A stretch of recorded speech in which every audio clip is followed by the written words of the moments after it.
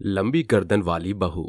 दूर दराज कमल नंदा गांव में रहने वाला मानिक जमींदारों के खेतों में बटाईदार के तौर पर खेतीबाड़ी करके अपनी जीविका चलाता था। परिवार में केवल मानिक और उसकी बेटी गिन्नी रहा करती थी। गिन्नी काफी रूपवती और संस्कारी थी, लेकिन कहते हैं ना, हर इंसान में कोई ना कोई खामी होती है। दरअसल गिन्नी की गर्दन एकदम ना के बराबर थी, जिसके चलते उसे गांव के लोगों की जली कुटी बातें सुननी पड़ती थी। अरे देखो सहेलियों, बिना गर्दन वाली गिन्नी चली आ रही है। हाँ, क्यों रे गिन्नी, तुझे हमारी बातों से फर्क नहीं पड़ता क्या? बिल्कुल नहीं, क्योंकि कोई भी शख्स अपने आप में पूरी तरह से पूरा नहीं। ईश्वर ने हर इंसान में कुछ न कुछ कमी जरूर दी है, ताकि इंसान घमंड से अपनी बोही न चढ़ाए। गर्दन भले ही चिन्नी सी है तेरी, लेकिन जुबान गज भर लंबी। वो सभी गिन्नी की छोटी गर्दन की खिल्ली उड़ाकर चल देती हैं। गिन्नी उदास मन से घर लौटती है, जहां उसका पिता कहता है, अरे गिन्नी बिटिया, तेरी आंखें नम क्यों हैं? कुछ नहीं पिताजी, शायद आँख में कचरा चला गया होगा। बिटिया, भले मैं तेरा पिता हूँ, लेकिन तुझे माँ बनकर पाला है। तेरी कम गर्दन तेरी खुशियों की राह का रोड़ा बनकर रह गई है। एक रोज सुखपाल नाम का एक व्यक्ति उसके घर दस्तक देता है। सुखू, तू कितने बरस बाद तुझे देखा है मेरे यार। अरे बस पूछ मत, ब्याह का हुआ ससुरा जेल के कैदी बनकर रह गया था। दोनों ने जवानी से बुढ़ापे की डगर में कदम रख दिया था। एक संग काशी चलल अबही की बाकी है मनु। अरे गिन्नी बिटिया, जल्दी से चाय पानी का बंदोबस्त कर। कुछ ही पलों में गिन्नी हाथ में चाय नाश्ता लेकर बाहर आती है, जहां मालिक परिचय देते हुए कहता है, सुखलाल, ये है मेरी बिटिया, और बिटिया, ये है मेरा जिगरी यार। गिन्नी मुस्कुराकर सुखलाल के पांव छूकर आशीर्वाद लेकर रसोई के भीतर चल देती है। फिर सुखपाल कहता है, मनु, ये तोहार बिटिया है?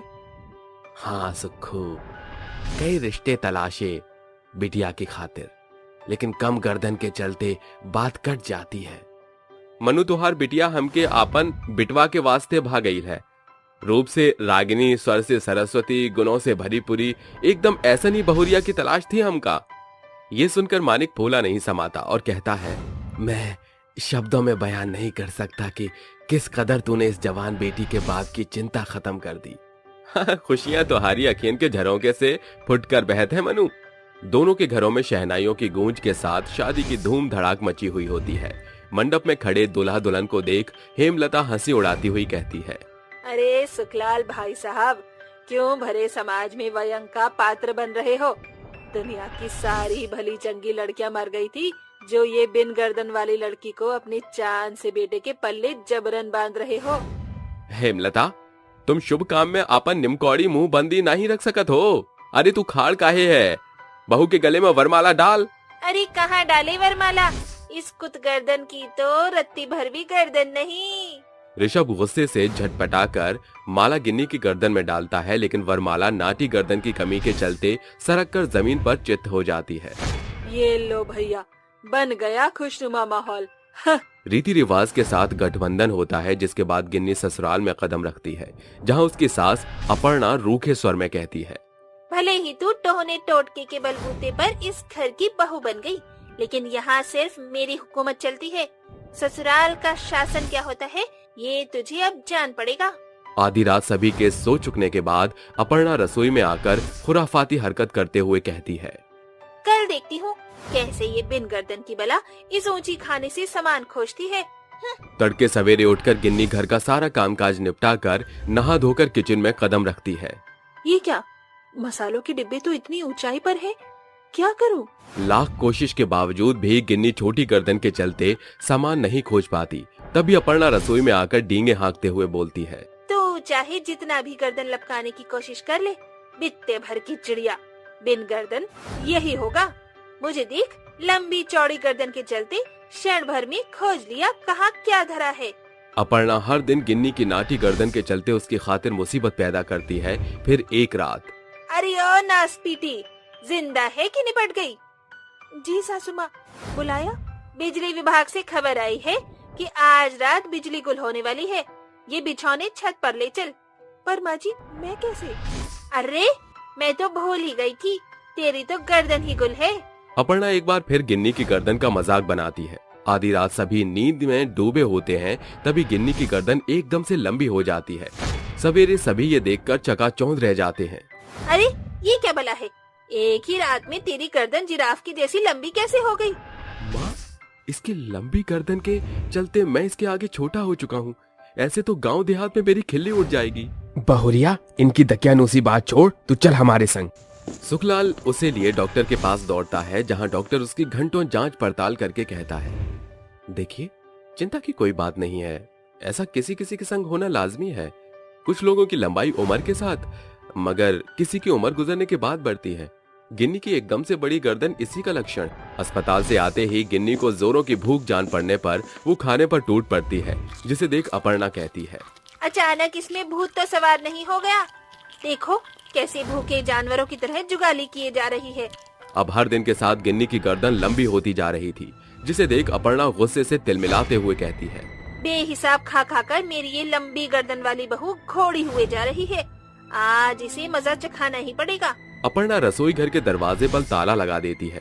गिन्नी झरोके से छुपकर ये देखकर मुस्कुराते हुए दबे पांव वहां आकर कहती है, सासू जी भी कितनी मंदबुद्धि है।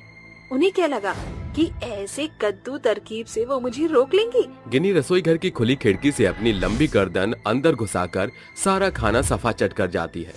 तभी सरोजा के घर में हुड़दंग मचता देख वो उनके घर जा धमकती है। अरे सरोजा काकी, क्या हुआ? इतना शोरगुल क्यों? बहू, ना जाने मुआ एक जहरीला सांप मेरे घर में आ घुसा और छज्जे पर कुंडली मारे बैठा है। गिन्नी चालाकी से अपनी लंबी गर्दन उठाकर छज्जे के कोने में बैठे सांप को आहिस्ते से पिटारे में बंद कर देती है। घबराइए मत, खतरा टल चुका है। शुक्रिया बहू, तेरी लंबी गर्दन के चलते हम सभी की जान बच गई। अरे ऐसा भी कौन सा बड़ा तीर मार लिया इसने? ज्यादा वाहवाही न करो, वरना कहीं यही अपनी लंबी गर्दन हवा में न उड़ने लगे। जानबूझकर गिन्नी की जलोकड़ी सास उसे नीचा दिखाती है। एक रात गांव में 2 चोर घुस आते हैं, जिनकी आवाज सुनकर गिन्नी की आंख खुल जाती है। ये देर रात किसकी बुदबुदाने की आवाज है? अरे मंगल, सुना है कि ये गांव काफी मालामाल है, तभी तो हम जैसे चालाक चोर इसको कंगाल बनाने आए हैं। अच्छा, तो ये दोनों चोर चोरी के इरादे से आए हैं। मुझे कुछ करना होगा। चोर शातिरता से सभी के घरों से हाथ साफ करके भागने लगते हैं। झाड़ियों के पीछे छुपी गिन्नी उन्हें आता देख अपनी लंबी गर्दन बढ़ाकर उन्हें रंगे हाथ पकड़ लेती है। अरे दौड़ो गांव वालों, गांव में चोर घुस आए हैं। आवाज सुनकर पूरा गांव आधी रात मैदान में जमा हो जाता है। अरे मंगल, अब क्या होगा? अब तुम्हारा अमंगल होगा। इस जिराफ जैसी गर्दन वाली औरत ने सब कुछ गुड़ गोबर कर दिया। सभी मिलकर चोरों की कुटाई करके उन्हें सबक सिखाकर कहते हैं, एक तो चोरी, ऊपर से सीना चोरी करत हो, ससुर के नाती। ये सब देख अंत में अपर्णा अपनी लंबी गर्दन वाली बहू के सामने पछतावा जाहिर करके कहती है, बाबू मुझे माफ कर दे। आज केवल तेरी लंबी गर्दन के चलते इस गांव को भारी नुकसान होने से बच गया। अंत में अपर्णा अपनी लंबी गर्दन वाली बहू को हंसी खुशी स्वीकार कर लेती है। गरीब का नसीब। शिव अपनी पत्नी प्रीति और अपने 2 बच्चे मीना और सुमित के साथ रहता था। वो अपने घर का गुजारा मामूली सा रिक्शा चलाकर किया करता था। वो अपने छोटे से परिवार के साथ खुशहाल जीवन व्यतीत कर रहा था। और एक दिन शिव अपनी पत्नी के साथ रिक्शे में बाजार जा रहा था कि तभी उसका रिक्शा अचानक खराब हो जाता है। अरे भगवान, मेरा रिक्शा तो पंचर हो गया। एक काम करो, मैं रिक्शे को बनवा कर आता हूँ, तब तक तुम घर के लिए सब्जियां ले लो। ठीक है शिव जी। इतना कहकर शिव अपना रिक्शा बनवाने के लिए दुकान पर चले जाता है। वहीं दूसरी तरफ प्रीति सब्जियां ले रही होती है। प्रीति सब्जी लेकर वापस शिव के पास आ ही रही होती है कि तभी उसका एक्सीडेंट हो जाता है, जिस वजह से प्रीति अपनी जान गंवा देती है। थोड़ी देर बाद जब शिव अपना रिक्शा बनवाकर मार्केट की तरफ आ रहा होता है, तब उसे वहां पर एक भीड़ दिखाई देती है। जब वह भीड़ के अंदर जाता है तब वह अपनी पत्नी प्रीति की लाश देखता है। प्रीति की लाश देखकर शिव को एक झटका सा लग जाता है और अपनी बीवी को पकड़कर वो फूट फूट कर रोने लगता है। थोड़ी देर बाद कुछ लोग प्रीति की लाश को उठाकर शिव के रिक्शे में रख देते हैं और उसके बाद शिव अपनी बीवी की लाश को लेकर अपने घर पहुंचता है। जब उसके 2 छोटे छोटे बच्चे ये देखते हैं तो बहुत रोते हैं। अगले 24 घंटे बाद शिव अपनी बीवी प्रीति की लाश का अंतिम संस्कार कर देता है। पिताजी, अब तो मम्मी हमारे बीच में नहीं रही, अब हमारी देखभाल कौन करेगा? हाँ पिताजी, हम लोगों को खाना बनाकर कौन खिलाएगा? बच्चों, आज से तुम्हारा ख्याल मैं ही रखूंगा। आज से तुम्हारी माँ मैं ही हूँ और पिता भी मैं ही हूँ। तुम्हें किसी भी चीज की जरूरत हो, बस एक बार मुझे बता दिया करना बेटा। शिव ने अपने बच्चों को तो संभाल लिया था, लेकिन वह खुद को नहीं संभाल पा रहा था। उसको झटका सा लगा हुआ था। वह अपना रिक्शा तो चलाता, लेकिन दिन रात अपनी पत्नी के बारे में ही सोचता रहता। ऐसे ही कुछ समय बीत जाते हैं और एक दिन शिव रोड पर बेहोश हो जाता है। और जब उसको होश आता है तब वह अपने घर जाता है और घर जाकर सो जाता है। ये देखकर उसके बच्चे बोलते हैं, पापा पापा आपको क्या हो गया है? पिताजी बताइए, आपको क्या हो गया है? उनके इतना बोलने के बाद भी शिव कोई जवाब नहीं देता और बच्चों को जवाब ना मिलने पर, एक काम कर, तू डॉक्टर अंकल को बुला ले, वो देखकर इनका इलाज करेंगे। ठीक है, मैं अभी डॉक्टर अंकल को बुला कर लाता हूँ। इतना कहकर सुमित डॉक्टर को बुला कर ले आता है। थोड़ी देर तक डॉक्टर शिव का चेकअप करते हैं और उसके बाद डॉक्टर बच्चों से बोलता है, बच्चों, तुम्हारे घर में कोई भी बड़ा नहीं है, इसलिए मैं तुम्हें ये बात बता रहा हूँ कि तुम अपने पिता का अच्छे से ख्याल रखा करो। और अगर तुम अपने पिता का ख्याल नहीं रखोगे तो तुम अपनी माँ की तरह इन्हें भी खो दोगे। पर कैसे डॉक्टर अंकल? क्योंकि तुम्हारे पापा बहुत ही ज्यादा चिंता ले रहे हैं और चिंता की वजह से उन्हें ब्रेन ट्यूमर होने की शिकायत है, इसलिए उन्हें चिंता लेने से रोको बेटा। इतना कहकर डॉक्टर वहाँ से चला जाता है। ये बात सुनकर मीना और सुमित बहुत ही रोने लगते हैं और आपस में एक दूसरे से बोलते हैं, दीदी, हम पिताजी को कोई भी चिंता नहीं करने देंगे। हाँ सुमित, तुम सही बोल रहे हो। अगर हमने पिताजी को चिंता में रहने दिया तो पिताजी भी हमें माँ की तरह छोड़कर चले जाएंगे। उन दोनों की ये बात शिव सुन लेता है और ये सुनकर उसकी आंखों में आंसू आ जाते हैं। अगले दिन जब से शिव अपना रिक्शा चलाने के लिए जाता है, तभी वहाँ पर उसके बच्चे भी पीछे पीछे आने लगते हैं। उनको पीछे देखकर शिव उनसे बोलता है, बच्चों, तुम मेरे पीछे पीछे क्यों आ रहे हो? पिताजी आपको चिंता नहीं करना है, और अगर हम आपके साथ नहीं रहेंगे तो हमें पता है आप चिंता में ही रहोगे। आपकी तबीयत ठीक नहीं है, हम नहीं चाहते कि आप भी हमें माँ की तरह छोड़कर जाओ, इसलिए हम भी आपके साथ रिक्शा चलाने में आपकी मदद करेंगे। इतना सब सुनकर शिव रोने लगता है और अपने बच्चों को गले लगा लेता है। थोड़ी देर बाद शिव अपनी सवारी को बैठाकर रिक्शा चलाने लगता है। ऐसे ही कुछ दिन बीत जाते हैं और उनके बच्चे उसके साथ रिक्शा चलाने में उसकी मदद करते हैं। शिव आए दिन कमजोर होता ही जा रहा था और ऐसे ही एक बार शिव के रिक्शे पर एक बड़ा ही नेक और दयालु इंसान बैठता है। आगे से शिव रिक्शा चला रहा था और पीछे से दोनों बच्चे उस रिक्शे को धक्का मार रहे थे। ये देखकर वह आदमी बच्चों से पूछता है, अरे बच्चों, जब तुम्हारे पापा रिक्शा चला रहे हैं तो तुम पीछे से रिक्शे को धक्का क्यों दे रहे हो? अंकल जी, मेरे पिताजी बीमार हैं और वो रिक्शा ज्यादा नहीं चला पाते हैं, इसलिए हम पीछे से धक्का मार के उनकी मदद करते हैं। बच्चों की ये बात सुनकर उस भले आदमी की आंखों में आंसू आ जाते हैं और वो शिव से बोलता है, भैया, आपका नाम क्या है? जी, मेरा नाम शिव है। भैया शिव, तुम्हारे बच्चे सच में एक अनमोल रतन है और तुम्हारे पास एक नहीं दो अनमोल रतन है। तुम इसको कभी भी मत खोना। थोड़ी देर बाद वह आदमी अपने घर आ जाता है और अपने घर के बाहर खड़े होकर शिव से बोलता है, भाई, तुम्हारे बच्चों ने मेरा दिल जीत लिया है। तुम्हारे बच्चों के नाम पर मैं तुम्हें एक छोटा सा गिफ्ट देना चाहता हूँ। तुम उसे लेने से मना मत करना। जी, बिल्कुल।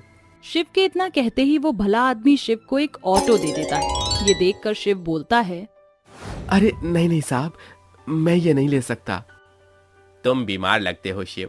तुमने कभी ये सोचा, अगर तुम्हें कुछ हो गया तो तुम्हारे इन छोटे छोटे बच्चों का क्या होगा? तुम आगे रिक्शा चलाते हो, पीछे तुम्हारे बच्चे रहते हैं। अगर उन्हें ही कुछ हो गया तो तब तुम क्या करोगे? आत्मसम्मान अच्छी बात है और मैं तुम्हारे आत्मसम्मान की रिस्पेक्ट भी करता हूँ, पर तुम अपने बच्चों के बारे में जरा सा सोचो। तुम्हारे सिवा उनका इस दुनिया में कोई भी नहीं है। उसकी इस बात से शिव सहमत होता है और उस आदमी के द्वारा दिए गए ऑटो को रख लेता है और धीरे धीरे करके अब वह अमीर होने लगता है और वह खुशी से रहने लगता है। थोड़े दिन बाद जब उसके पास थोड़े पैसे होते हैं, तब ऑटो के पैसे वह उस भले आदमी को दे देता है और खुशी से अपने बच्चों के साथ रहने लगता है। चुड़ैल की सब्जी मंडी। ढोलकपुर गांव बड़ा खुशहाल जिंदगी जी रहा था। वहीं पास में एक घने जंगल पर दो चुड़ैलें पेड़ पर बैठकर अपने पैर हिला रही थी। अरे कब तक इस पेड़ पर बैठकर इंतजार करें? यहाँ तो कोई भी इंसान नहीं आ रहा। इंसानों की राह तकते तकते तो अब मैं बोर भी हो चुकी हूँ। यार हम बहुत वेली चुड़ैल हैं। रागिनी चुड़ैल है ना, वो भी ना ढाबे पर खाना बनाने का काम करती है। हाँ हाँ, और वो उर्मिला चुड़ैल, वो तो अपना चुड़ैल लोक में ब्यूटी पार्लर खोलकर बैठी हुई है। पर तू ये सब क्यों कह रही है? मैं सोच रही थी कि क्यों ना हम भी अपना बिजनेस स्टार्ट कर लें। इससे हम बोर भी नहीं होंगे और मजा भी आएगा। पर तू जानती है हम सुधरी हुई चुड़ैल नहीं है। लोगों को परेशान करना हमारा परम कर्तव्य है।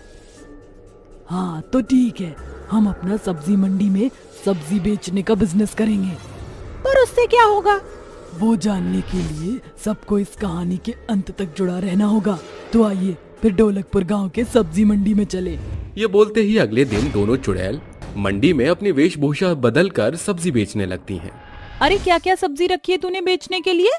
यही सब, आलू, टिंडे, तोरी, कद्दू, करेला, भिंडी, प्याज।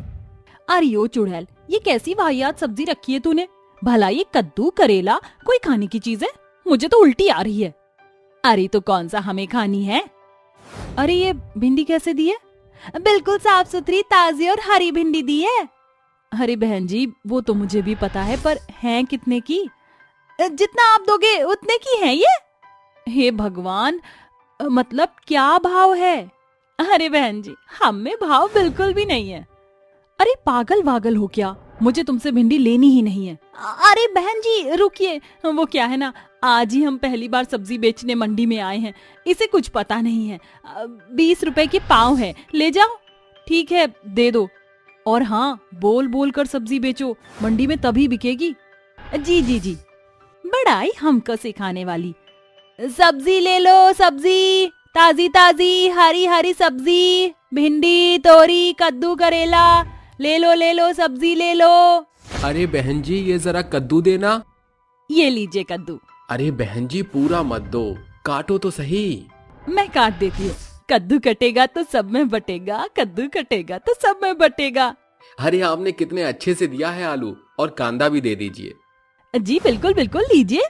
जब शाम को ये सब्जी बनाकर खाएगा ना तो पता चलेगा कि कितने अच्छे से दिया है। रोनित दोनों चुड़ैल से सब्जी लेकर चला जाता है। ऐसे ही काफी लोग चुड़ैल से सब्जी लेने आते हैं, जिसके बाद उनकी सारी सब्जियां बिक जाती हैं। शाम के समय चुड़ैलें लोगों के घर में खिड़की से झांक झांक कर उन्हें सब्जी बनाते हुए देखती हैं। तभी रोनित अपनी बीवी से कहता है, अरे ओ चंपा, खाने की खुशबू तो बड़ी लजीज सी आ रही है, क्या बनाया है? अजी जो आप सब्जी लेकर आए थे वही कद्दू बनाया है मैंने। अच्छा फिर तो जल्दी से लेकर आओ। रोहित के ये बोलते ही चंपा उसके लिए खाना बनाकर लाती है, जिसे खाने के कुछ देर बाद वो अजीब अजीब बर्ताव करने लगता है।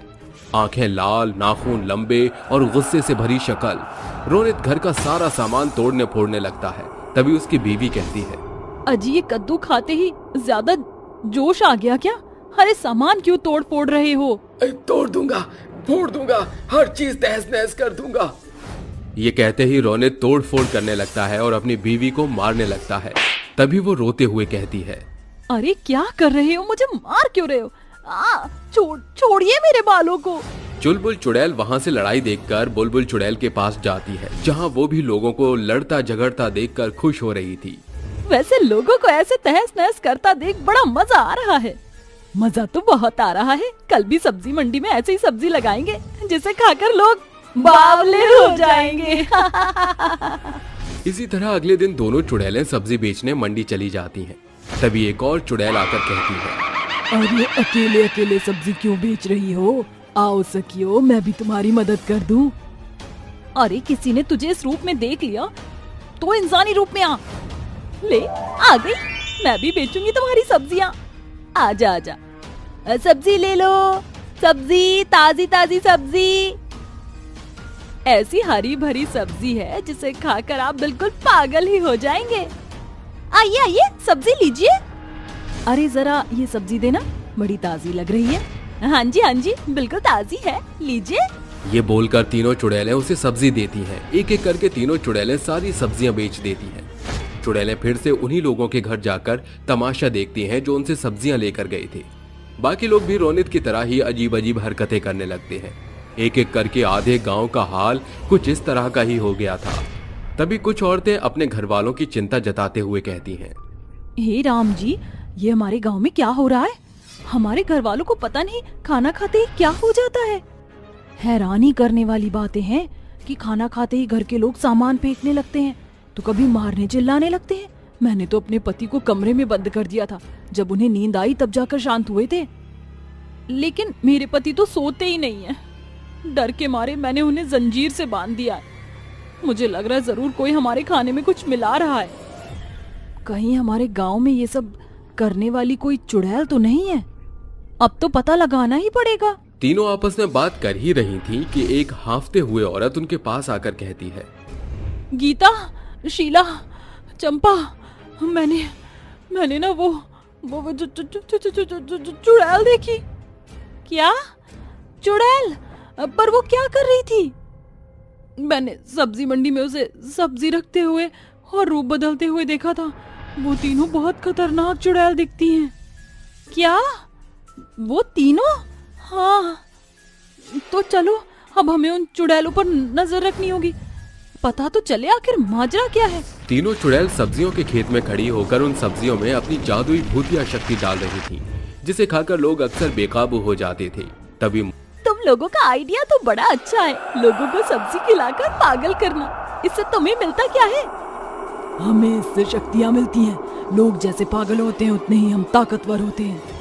शक्तियाँ ही नहीं, हमें लोगों को परेशान करके बहुत मजा भी आता है। अब देखना, धीरे धीरे पूरा गांव कैसे पागल हो जाएगा और फिर ढोलकपुर से पागलपुर बन जाएगा।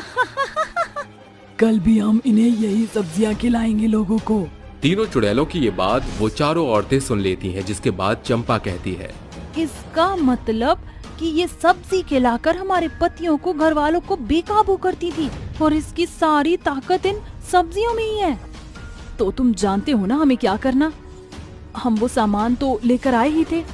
हाँ, जानते हैं। अभी सब्जी के खेत को ध्वस्त करना होगा, तभी इन तीनों चुड़ैलों का काम तमाम होगा। ये बोलते ही वो चारों औरतें खेत के कोने कोने जाकर सारी सब्जियों में मिट्टी का तेल छिड़ककर माचिस से आग लगा देती हैं, जिसके बाद धीरे धीरे सारी सब्जियां जलकर राख हो जाती हैं। उसी के साथ तीनों चुड़ैलें तिल मिलाकर मर जाती हैं और सारी औरतें कहती हैं, अब हमारा गांव और हमारे घर वाले सभी सुरक्षित हैं। जादुई सोने के चील और मुर्गी की दोस्ती। ये कहानी है जादुई सोने की चील और मुर्गी की दोस्ती की। एक गांव में हरिया और वीरू रहते थे। हरिया के पास सोने की जादुई चील थी और वीरू के पास जादुई सोने की मुर्गी। हरिया की जादुई चील के मुंह से पैसा और वीरू की जादुई सोने की मुर्गी सोने का अंडा देती थी। ये वीरू की मुर्गी पता नहीं वीरू को कितने सोने के अंडे देती है। आए दिन कुछ न कुछ खरीदता ही रहता है। आप भी अपनी जादुई सोने की चील से ज्यादा पैसे मांगा करो, वरना एक दिन वो हमसे ज्यादा अमीर बन जाएंगे। हरिया और वीरू आपस में एक दूसरे से बहुत जलते थे। वहीं दोनों की मुर्गी और चील की आपस में अच्छी दोस्ती थी। एक दिन, क्या बात है मुर्गी बहन, और सुना है अपने मालिक को बहुत सारे सोने के अंडे देती हो। तुम्हें किसने बताया? मेरा मालिक बोल रहा था। अंडे तो मैं उतने ही देती हूँ, बस मेरा अंडा सोने का होने के कारण ज्यादा पैसे में बिकता है। ये दोनों पता नहीं एक दूसरे से इतना क्यों चिढ़ते हैं। चिढ़ने दो आपस में दोनों को, बस तुम अपने मालिक जैसी मत बन जाना। पागल हो मुर्गी बहन, ऐसा कभी नहीं होगा। एक दिन चील बहुत उदास होकर बैठी थी। उस दिन वो अपनी मुर्गी दोस्त से भी मिलने नहीं गई। ये देखकर मुर्गी अपने मालिक से छुपकर चील के पास जाती है। क्या हुआ चील बहन, आज तुम मुझसे मिलने नहीं आई? क्या हुआ, बहुत दुखी दिख रही हो। क्या करूं मुर्गी बहन, मैं अपने मालिक को इतना पैसा देती हूँ, लेकिन देखो जब भी मैं अंडे देती हूँ ये उन अंडों को फेंक देता है। बोलता है यहाँ हमें कोई चील घर थोड़ी बनाना है। ये तो बहुत दुख की बात है। तुम ऐसा करो, अब की बार जब तुम अंडे दो तो वो अंडे मेरे घर में दे देना, मैं उन्हें सेध दूंगी और ऐसे तुम्हारे बच्चे इस दुनिया में आ सकते हैं। सच बहन, तुम मेरे लिए ऐसा कर सकती हो, लेकिन इसके लिए तुम्हें बहुत दुख उठाने होंगे। वो सब मैं देख लूंगी। वैसे भी मेरा मालिक मुझसे बहुत दिनों में अंडे लेता है। उसी रात वीरू अपनी मुर्गी के पास आता है हे जादुई सोने की मुर्गी, मुझे सोने के अंडे दो। और मुर्गी वीरू को सोने के अंडे दे देती है। अगले दिन सुबह कल रात को मेरे मालिक ने मुझसे अंडे लिए थे। अब वो काफी दिन तक अंडे नहीं लेगा, तो अब मैं तुम्हारे अंडे आराम से सेक सकती हूँ। 2-3 दिन बाद चील मुर्गी के घर में अंडे दे देती है और मुर्गी उसे सेने लगती है। तभी वीरू की पत्नी कोकिला बोलती है, मुझे लगता है हमारी मुर्गी कुछ बीमार है। 2 दिन हो गए अपनी जगह से उठ ही नहीं रही है।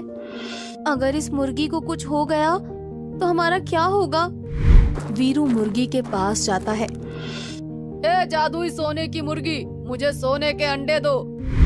मुर्गी अपनी जगह से नहीं उठती और ना ही सोने के अंडे देती है।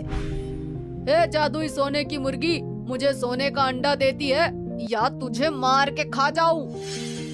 रहने दो जी, इस मुर्गी के भाव ज्यादा बढ़ गए हैं। 2-4 दिन इसको दाना मत डालो, इसकी अकल अपने आप ठिकाने आ जाएगी। और वीरू ऐसा ही करता है। उस दिन पूरे दिन वीरू उसे कुछ भी खाने को नहीं देता। अगले दिन चील उससे मिलने आती है। क्या बात है मुर्गी बहन, तुम तो बहुत कमजोर लग रही हो। मैं तुम्हारे अंडे सेने के लिए एक जगह पर ही बैठी हूँ, तो मेरे मालिक को लगा कि मैं बीमार हूँ और वो मुझे आजमाने के लिए मुझसे सोने का अंडा मांगने लगा। अगर मैं अंडे देने के लिए उठती तो क्या पता वो तुम्हारे अंडे उठा के फेंक देता। इसीलिए मैं बैठी रही और मेरे सोने के अंडे ना देने पर उन्होंने मुझे खाना देना बंद कर दिया।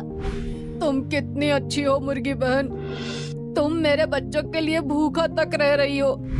लेकिन तुम चिंता मत करो, मैं तुम्हारे लिए अभी खाना ढूंढ कर लाती हूँ। चील इधर उधर घूम घूम कर मुर्गी के लिए खाना इकट्ठा कर लेती है।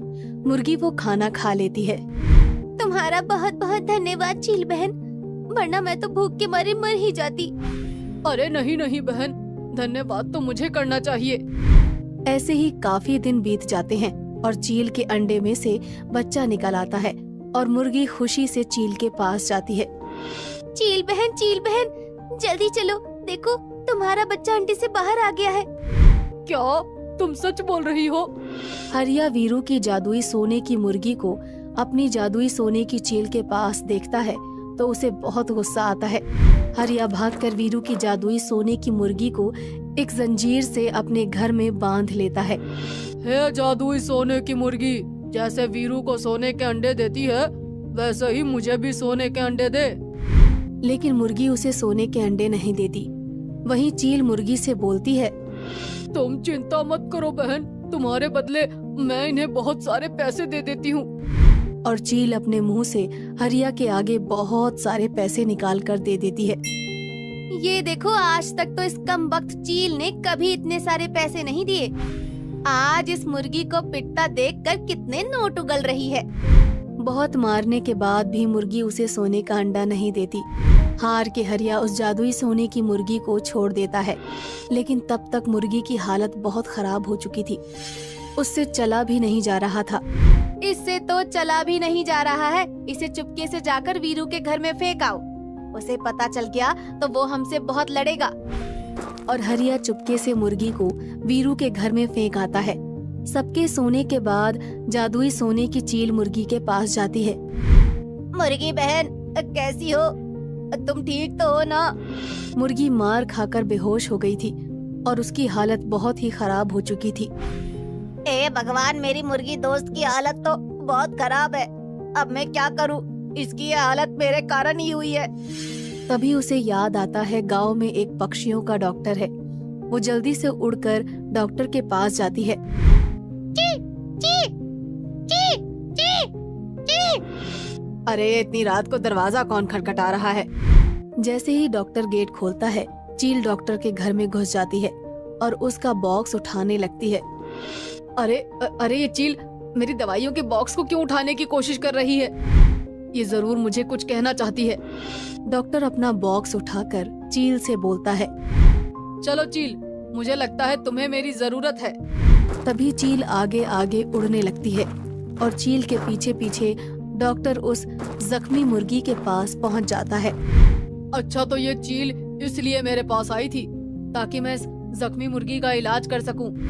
और डॉक्टर मुर्गी को उठाकर अपने क्लिनिक में ले जाता है और उसका इलाज अच्छे से करता है और जल्दी ही मुर्गी ठीक हो जाती है। मुर्गी बहन, तुम ठीक तो हो गई हो? मैं तो डरी गई थी, मुझे लगा आज मैं अपनी दोस्त को खो दूंगी। जिसकी इतनी अच्छी दोस्त हो, भला उसे कहाँ कुछ हो सकता है। डॉक्टर उन दोनों को देख रहा था। ऐसा लग रहा है जैसे ये दोनों आपस में बात कर रही हूँ। कितनी अच्छी दोस्ती है इन दोनों की। अगर चील मुझे बुलाकर नहीं ले जाती तो ये मुर्गी कब का मर चुकी होती।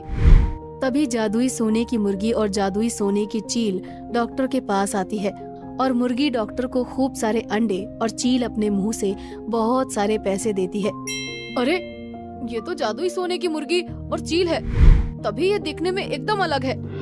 फिर वो दोनों वापस घर आ जाती हैं और रास्ते में दोनों बातें करती हैं। हमारे मालिक बिल्कुल भी अच्छे नहीं है और वो दोनों बहुत ही स्वार्थी और लालची है। हाँ, हमें अब उनके पास नहीं जाना चाहिए। चलो हम जंगल में चलते हैं, वहीं दोनों मिलकर रहेंगे। चील, मुर्गी और चील के बच्चे तीनों जंगल में रहने चले जाते हैं। वहाँ हरिया और वीरू दोनों माथा पीटते रह जाते हैं। प्रेग्नेंट बहू की वफादार गाय। आज स्वर्णिम गांव में सैकड़ों लोगों की भीड़ छबीली के घर के आगे जमा है। छबीली का चेहरा गुस्से से ज्वालामुखी की तरह दमक रहा था। नास पिटे नकारे भोला दास, एक तो अपनी मर्जी से ब्याह रचा आया है और दहेज के नाम पर एक फूटी कौड़ी भी साथ नहीं लाया। ऊपर से इस करमजली लुगाई के साथ इसकी मरियल गाय को भी उठा लाया। छबीली के मुंह से प्रतिमा की बुराई सुनकर गाय गौरी गुर्राते हुए सींग हिलाकर जोर शोर से गुहार लगाती है।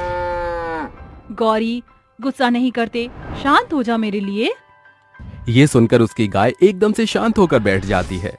अरे मोरी मैया, देखो तो जरा इसके, कहते ही पल भर में कैसे पसर गई।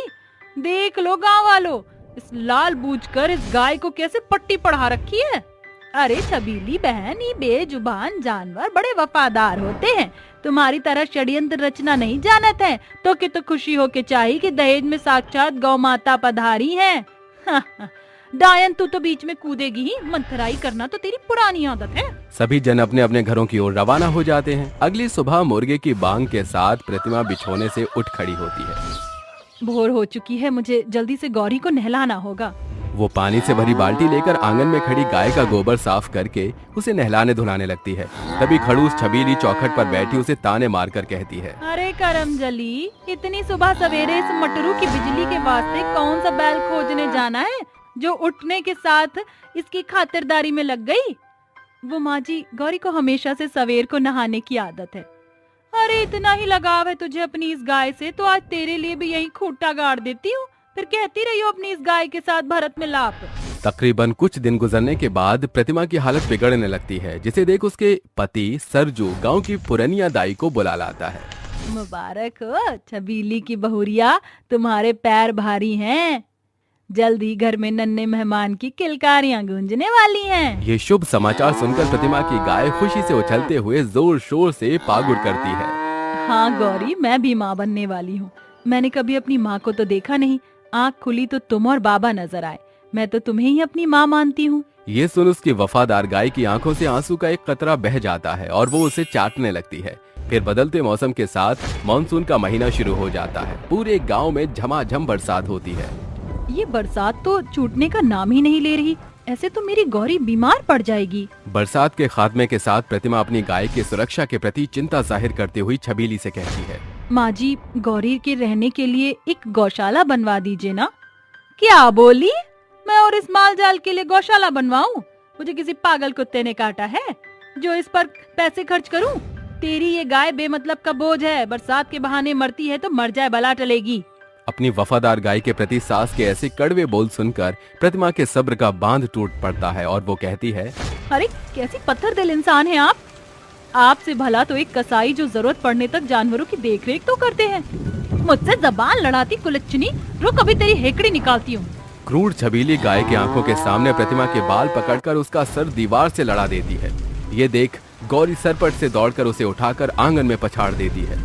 आरी मोरी मैया, मर गई री। इस मर गई गाय ने मेरी कमर तोड़ डाली। घायल छबीली अपने गुस्से का गुबार निकालते हुए गर्भवती बहू और उसकी गाय पर खूब अत्याचार करती है। फिर भी गर्भवती प्रतिमा हार न मानकर अपनी गाय की खातिर जंगल जाकर लकड़ियां काटकर खेत खलियानों का सूखा हुआ घास फूस बटोरकर उसका पुला बनाती है। गौरी, क्या तुम इसे घर तक ले जाने में मेरी मदद करोगी? इससे मैं तुम्हारा घर तैयार करूंगी। उसकी गाय गौरी सिंग हिलाते हुए हामी भरती है। प्रतिमा गाय की पीठ पर बोझा लाद कर घर आती है, जहां उसकी वफादार गाय गौरी उसकी लकड़ियां पकड़ती है और दोनों मिलकर सुंदर सा गौशाला तैयार करती हैं। ये देख छबीली दांत पीस कर कहती है, लाख पैतरों के बाद भी मैं इस गाय को अपने घर से नहीं खदेड़ पाई। जाने मेरी ये बहू किस मिट्टी की बनी है, इसे मार कुटाई का कोई फर्क ही नहीं पड़ता। मेरी प्यारी गाय गौरी, तुम्हारा जुगाड़ तो हो गया। तुम ये चारा खाओ, मैं भी खाने की तैयारी करने जा रही हूँ। खबरदार, जो तूने इस घर की दहलीज में कदम भी रखा, इतने प्यार से जो आशियाना तैयार किया है ना, आज तू भी पूरी रात इसी गौशाला में सड़ेगी, वो भी भूखे और प्यासे। माँ जी, ये आप क्या कह रही हैं? मेरी नहीं तो मेरे पेट में पल रहे इस बच्चे के बारे में तो सोचिए। अगर मैं कुछ खाऊंगी नहीं तो इसका विकास रुक जाएगा। तुझे तेरी सास से ज्यादा प्यारी ये गाय है ना, अब इसी की देख रेख कर बड़बोली बहू बनने का बड़ा शौक है तुझे। आज तेरी हेकड़ी निकाल कर रख दूंगी। अब तो तू मेरे बेटे से मेरी चुगली भी नहीं लगा सकती, क्योंकि वो तो मीलों दूर शहर जा चुका है। मक्कार छबीली जानबूझकर खाने से भरी थाली लिए चौखट पर बैठकर चाव से खाते हुए अपनी बहू को ललचाने लगती है। अरे आज तो मजा ही आ गया कसम से। इतना स्वादिष्ट खाना सबके नसीब में कहाँ है, इसके आगे तो 56 भोग भी एकदम फीका है। भूख से तड़प रही प्रतिमा की आंखों से आंसू की बौछार बरस पड़ती है। ये देख उसकी गाय गौशाला से दौड़कर छबीली को जोरदार दुलत्ती मारती है। भाग रे छबीली, वरना ये सनकी हुई गाय आज तुझे निपटा डालेगी। डर के मारे झटके से वो किवाड़ बंद कर लेती है। चौखट पर पड़े खाने की थाली को घसीटकर गाय उसे प्रतिमा के आगे रखकर उसे पूंछ से सहलाने लगती है। शुक्रिया गौरी, तुम मेरे लिए सासू माँ से भिड़ गई। तुमने ये साबित कर दिया कि तुम मेरी वफादार गाय हो। दोनों एक दूसरे से लिपटकर प्रेम भाव को व्यक्त करते हैं। सवेरे छबीली दबे पांव गौशाला में आकर गाय पर ताबड़तोड़ डंडों से वार करती है। आज मैं इस गाय को नरक लोक के दर्शन कराकर ही दम लूंगी। मुझ पर वार करती है। माँ जी रुक जाइए, एक बेजुबान जानवर को इतनी बेरहमी से कौन मारता है? छबीली गाय को जख्मी करके खुश होती है। समय ऐसे ही गुजरता जाता है, लेकिन एक रोज गांव में जोर की आंधी उठती है। सभी जन अपने अपने घरों में छुप जाते हैं। गौरी, सासू माँ सैर पर निकली हुई हैं, अब तक लौटी नहीं। कहीं वो इस बड़ी आंधी में तो नहीं फंस गई? गौरी खूंटा तोड़कर निकल पड़ती है। जहां वो एक जंगल में जा पहुंचती है, तभी उसे एक बड़े पेड़ के नीचे छबीली खड़ी दिखाई देती है। अचानक गाय की नजर टूट रही डाल पर जाती है और पैर पटकते हुए वो गुहार लगाने लगती है। अरे अब कौन सी नई सनक सवार हो गई इस गाय में जो इतनी जोर शोर से पगुराई कर रही है? वो दौड़कर सींग मारते हुए छबीली को दूर पटक देती है। तभी पेड़ की बड़ी कटीली झाड़ उसके ऊपर आ गिरती है। तभी आंधी शांत होकर काबू में आ जाती है और छबीली कहती है, मैंने हमेशा इस गाय पर इतने अत्याचार किए, पर आज इस बेजुबान गाय ने अपनी वफादारी दिखाकर मेरी जान बचाई। गांव के लोग मिलजुल कर उस डाली को गाय पर से हटा देते हैं और अंत में छबीली पछतावा जाहिर करते हुए कहती है, माफ करना गौ माता, मैं कसाई हूँ। आंखें होते हुए तुम्हें परख ही ना सकी। तुम तो इंसानों से भी वफादार निकली। छबीली गाय से लिपटकर आंसू बहाती है, जिसे देख गाय उसे चाटते हुए अपनी वफादारी व्यक्त करती है। और अब छबीली न सिर्फ अपनी गर्भवती बहू बल्कि अपनी गाय की देखरेख भी बखूबी संभाल लेती है।